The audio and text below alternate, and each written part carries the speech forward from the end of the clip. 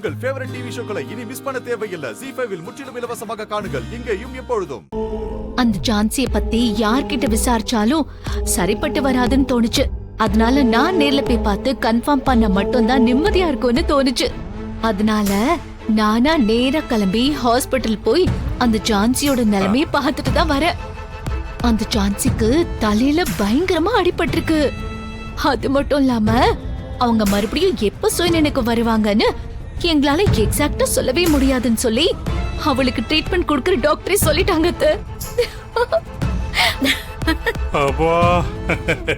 அதனால ஜான்சியோட தொல்லை இனிமே இருக்காது.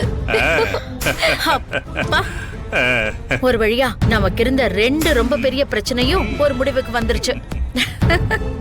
இனிமே அந்த ராணி பூமி மட்டும்தான் பாக்கி. அவங்க 2 பேரையும் அந்த யட்சினி பாத்துப்பா. அவங்க கதை மட்டும் முடியட்டும். அப்புறம் பாருங்க இந்த குடும்பத்தை நான் எப்படி சின்ன பின்னமாக்குறேன்னு.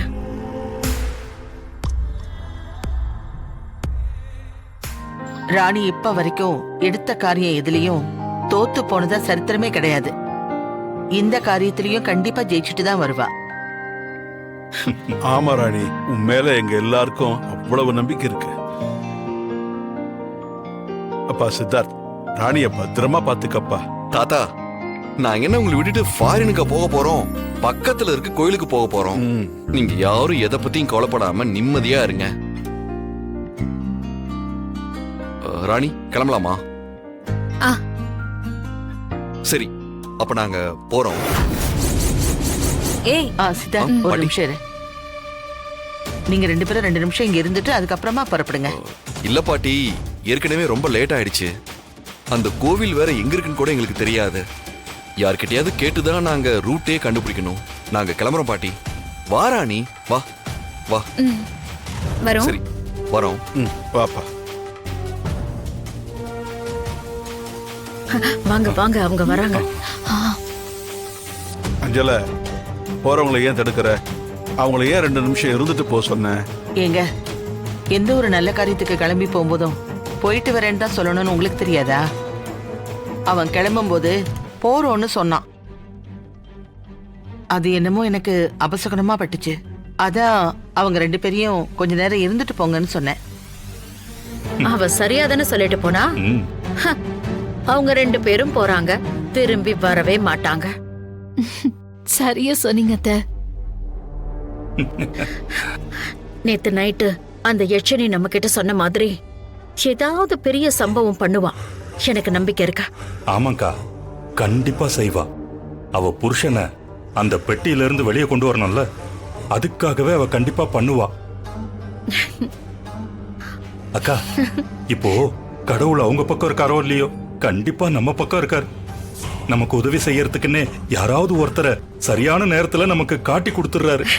கரெக்டா சொன்னீங்க தம்பி. நாம அந்த நம்பூதிரிய கன்வின்ஸ் பண்ணலாம் தான் போனோம். நாம அங்க போய் யட்சினிய பார்த்துட்டோம்.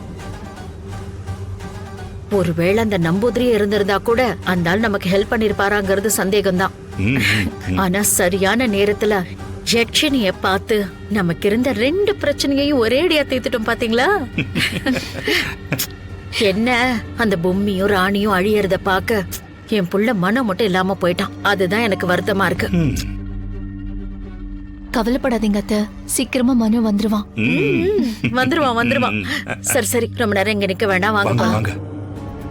யோ தாடிகாரா, உன்னை ரொம்ப கஷ்டப்படுத்துறேன்ல. எப்ப பார்த்தாலும் பரிகாரம், வேண்டுதல், கோயிலு, குளம்னு உன்னை அலக்கழிச்சுனே இருக்கிறேன்ல. ராணி, என்னாச்சு உனக்கு? ஏன் இப்படி சம்பந்தமே இல்லாம உளறிட்டு இருக்க?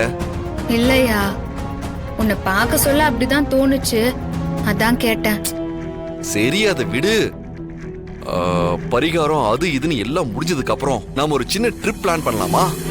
யோ, நான் ஒன்னும் இப்போ தனியால் இல்ல. எனக்கு உள்ளார பாப்பா இருக்குது, அதுவும் 7 மாசம். இப்ப போய் நாம வெளிய போறோம்னு சொன்னா தாத்தா பாட்டி எல்லாரும் நம்மள உண்டு இல்லன்னு பண்ணிருவாங்க. இங்க பாரு, அதெல்லாம் நான் பாத்துக்கிறேன். நீ வரியா இல்லையா அத மட்டும் சொல்லு.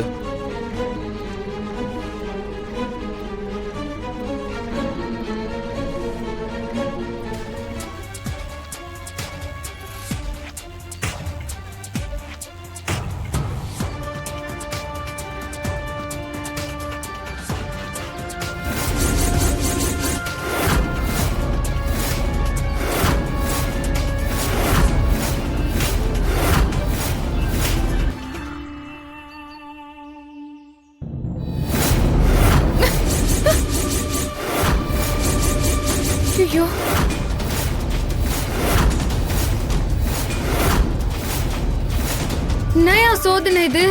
காலை எத்து வைக்கவே முடியல. உள்ள போய் எப்படி நம்மளால பரிகாரம் பண்ண முடியும்? ஐயோ கடவுளே, என்ன இது சோதனை? சரி வா, ஒன்னும் பயப்பட வேண்டாம், வா.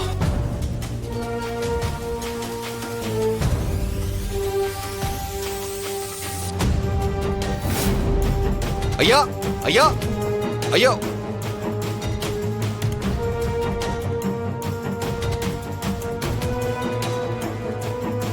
சாமி, இந்த கோவில்ல இருக்கிற சக்தி வாய்ந்த அசர தீப பெட்டியில ஒரு நேர்த்தி கடன் செய்யணும். ஆனா எங்களால இந்த படியிலேயே காலை வைக்க முடியல. நாங்க இந்த கோயிலுக்குள்ள எப்படி போறது? தம்பி, எல்லாராலையும் இந்த கோவிலுக்குள்ள அவ்வளவு சீக்கிரத்துல காலடி எடுத்து வைக்க முடியாதுப்பா.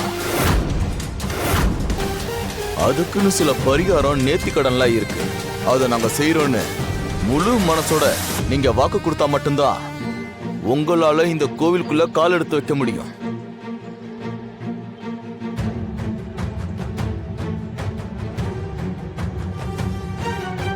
என்ன யோசிக்கிறீங்க?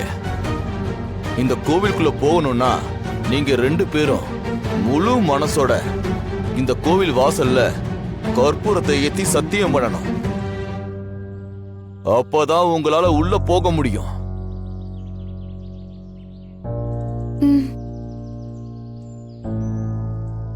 சரிங்க சாமி, நாங்க முழு மனசோட சத்தியம் செய்றோம். சரி, நீங்க எங்கே இருங்க, நான் போய் கற்பூரம் எடுத்துட்டு வரேன்.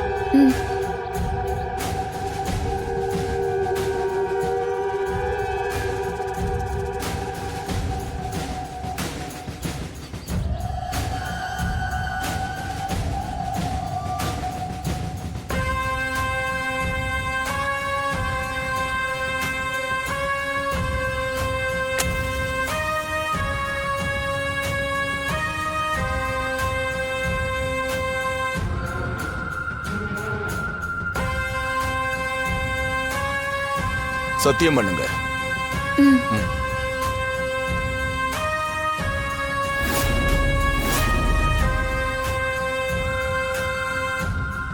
உள்ள போங்க.